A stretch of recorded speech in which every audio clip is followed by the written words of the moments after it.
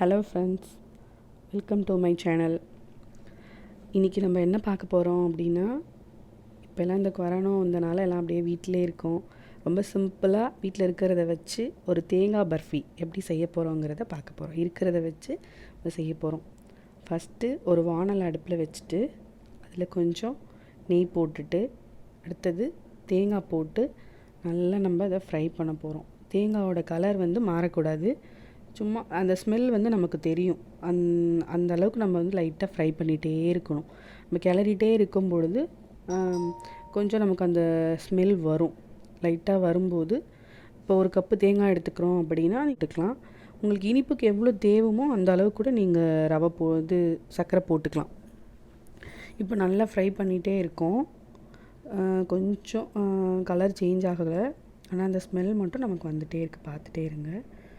இப்போ நல்லா கிளறியாச்சு. இப்போ நான் இனிப்பு ஒரு கப்பு நான் சர்க்கரை போடுறேன். இதில் போட்டு மறுபடியும் நம்ம நல்லா கிளறிட்டே இருக்கணும். அடி பிடிக்காமல் சிம்மில் வச்சு நம்ம அதை பொறுமையாக செய்யணும். இது என்னோடய குழந்தைக்காக நான் செய்கிறேன். அதனால் எந்த நட்ஸுமே நான் இதில் ஆட் பண்ண போகிறதில்ல. ரொம்ப குட்டி பேபி, அவங்களுக்காக இது செய்கிறது. வீட்டில் இருக்கிறத வச்சு ஒரு ஸ்வீட் கொடுக்கலாம் அப்படின்னு. அவங்களுக்கு ஸ்வீட்னால் ரொம்ப பிடிக்கும், அதனால தான் செய்கிறேன்.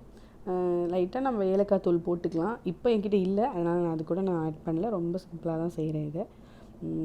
இப்போ நல்லா நம்ம சிம்மில் வச்சுட்டு நம்ம கிளறிட்டே இருக்கணும். தேங்காயில் இருக்கிற அந்த ஈரம் அந்த சர்க்கரையில் இருக்கிறதே போதும். யாராவது தண்ணி இதெல்லாம் நம்ம எதுவுமே ஆட் பண்ணக்கூடாது. அந்த தேங்காயில் இருக்க ஈரத்துக்கே அந்த சர்க்கரையும் ரெண்டும் நல்லா பிளெண்ட் ஆகி நமக்கு அது ஒரு மாதிரி அப்படியே கெட்டியாக வரும். நீங்கள் பார்த்தீங்கனாலே உங்களுக்கு தெரியும். கொஞ்சம் நேரத்துலேயே நமக்கு அதிலிருந்து அப்படியே ஒரு மாதிரி நல்லா கெட்டியாக வந்துடும்.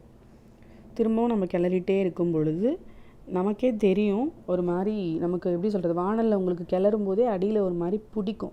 பிசு பிசுன்னு ஒரு கரண்டியும் அந்த இதுவும் ஒட்டுற மாதிரி இருக்கும்.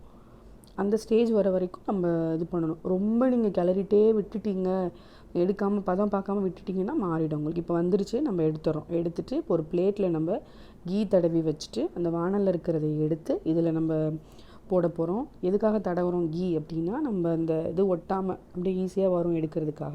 அதுக்காக தான் தடவி வைக்கிறோம். இப்போது வானலில் இருக்கிறத பார்த்து எடுத்துட்டு இப்போ பிளேட்டில் போட போகிறோம். இப்போ நல்லா நமக்கு அந்த பதம் வந்துருச்சு.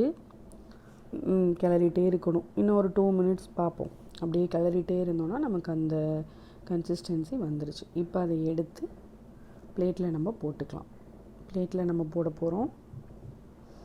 போட்டுட்டு அழகாக நம்ம தட்டி வச்சுட்டு கொஞ்சம் நேரத்துக்கு அப்புறமா கொஞ்சம் ஆறணும். இப்போ கொஞ்சம் பிசு பிசு பிசுன்னு அந்த சர்க்கரையும் அந்த தேங்காயும் ஒட்டுற மாதிரி இருக்கும். நமக்கு கொஞ்சம் ஆறின உடனே நம்ம அதில் கத்தி வச்சோ இல்லை ஏதோ ஒரு ஸ்பூன் வச்சோ நம்ம அதில் அழகாக லைன்ஸ் போட்டு நமக்கு எவ்வளோ பெரிய க்யூப்ஸ் வேணுமோ அந்த மாதிரி நம்ம எடுத்துக்கலாம்.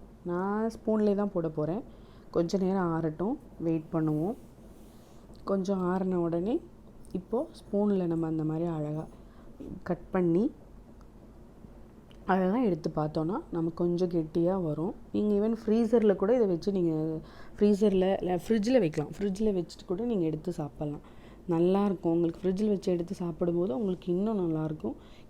இப்போ நான் எடுத்து காமிக்கிறதை நீங்கள் சாப்பிட்டீங்கன்னா உங்களுக்கு ஒரு மாதிரி லைட் சூடாக லேசான ஒரு வெதுவெதுப்பாக இருக்கும்.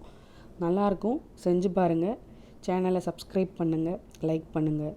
தேங்க்யூ ஃபார் வாட்சிங்.